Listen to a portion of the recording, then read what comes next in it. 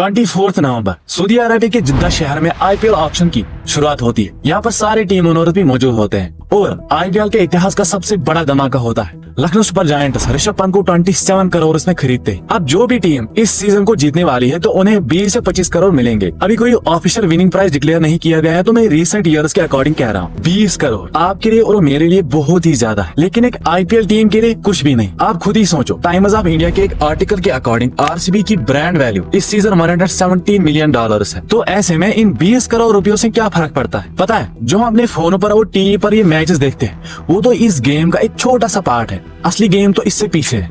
आखिर ये आईपीएल पैसे कैसे कमाता है और ऐसा ही कौन सा बिजनेस मॉडल है जहाँ पर एक टीम तो बिकती है 7,000 करोड़ में, तो वहीं पर फाइनल जीतने पर 20 करोड़ ही मिलते हैं। तो चलिए दोस्तों जानते हैं आज के इस वीडियो में। Indian Premier League. It has developed a unique brand of cricket that combines entertainment with fast-paced action and attracts players from around the world.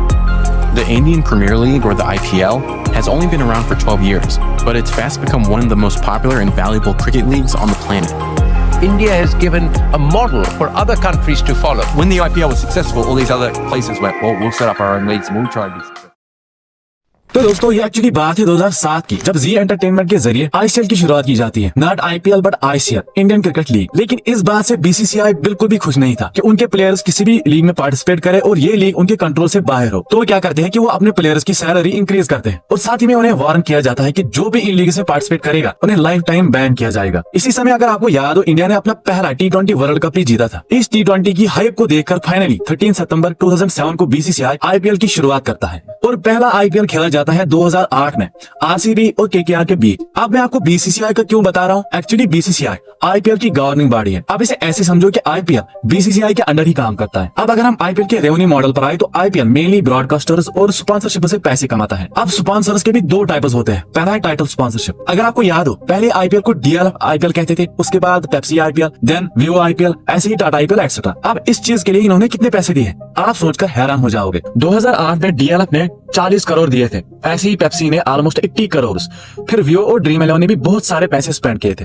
और जो आईपीएल इस साल हुआ था उसके लिए टाटा ने 2400 करोड़ रुपए दिए थे। अब इस टाइटल स्पॉन्सरशिप में जो पैसे आते हैं उसमें 50% जाता है बीसीसीआई के पास और 50% इन टीम्स के पास। लेकिन इतने पैसे खाने के बाद भी बीसीसीआई टैक्स नहीं देता। एक्चुअली इनकम टैक्स 1961 के सेक्शन 12A के अकॉर्डिंग बीसीसीआई को एक चैरिटेबल ऑर्गेनाइजेशन की तरह देखा जाता है, इसीलिए बीसीसीआई टैक्स देने से इनकार करता है। टाइटल स्पॉन्सरशिप के अलावा ब्रांड्स अलग अलग चीजों को स्पॉन्सर करते हैं। मैच के दौरान जो 2-3 मिनट का ब्रेक आता है उसके लिए भी आईपीएल को बहुत सारा पैसा मिलता है। ऐसे ही dream 11 game changer of the match, ये भी आपने देखा होगा, एटसेट्रा। इसी तरह ब्रॉडकास्टिंग से भी आईपीएल को बहुत ही ज्यादा पैसा आता है। पहले 10 सालों तक सोनी के पास ब्रॉडकास्टिंग राइट्स थे, जिसके लिए सोनी ने 8,200 करोड़ रुपए दिए थे। ऐसे ही स्टार सपोर्ट्स तो आपको याद ही होगा, उन्होंने 2018 से लेकर 2022 तक 16,400 करोड़ रुपए दिए थे। और इसमें भी वही सेम पैटर्न है, 50% जाता है बीसीसीआई के पास और 50% जाता है इन आईपीएल टीम्स के पास। लेकिन इन 50% में भी 25% जाता है टीम ओनर के पास और बाकी का 25% जाता है आईपीएल टीम के पास। लास्ट ईयर मुकेश अंबानी ने आईपीएल के डिजिटल राइट्स भी खरीद लिए थे 2023 से लेकर 2027 तक। मतलब जो हम आईपीएल के मैचेस देखते हैं अपने फोन पर, जियो सिनेमा पर, उसके लिए मुकेश अंबानी ने $2.7 बिलियन की डील की थी। अब यहाँ पर एक सवाल आपके मन में आ रहा होगा, अगर ये ब्रॉडकास्टिंग चैनल्स इतने सारे पैसे देते तो ये खुद कैसे पैसे कमाते हैं? आपने देखा होगा जब मैच के दौरान ओवर खत्म होते वक्त या विकेट गिरने के बाद जो 1-2 मिनट का एड आता है उसके लिए ये बहुत सारे पैसे चार्ज करते हैं। ऐसे ही अगर आप किसी प्लेयर की जर्सी देखते हो तो वहां पर बहुत सारे ब्रांड्स के लोगोस होते हैं। इसके अलावा टिकट से भी बहुत ज्यादा पैसा आता है। फॉर एग्जाम्पल, अगर किसी टीम का मैच होम ग्राउंड पर होता है तो उसका 80% रेवेन्यू उसी टीम के पास जाता है। इसके अलावा आईपीएल मर्चेंडाइज से भी अपनी कमाई करता है, जैसे इसमें आता है की chains, T shirts, caps etcetera. अब वैसे दोस्तों आपको क्या लगता है इस साल आईपीएल कौन जीतने वाला है? नीचे कमेंट्स में जरूर बताना। मिलते हैं अगले वीडियो में। Thanks for watching.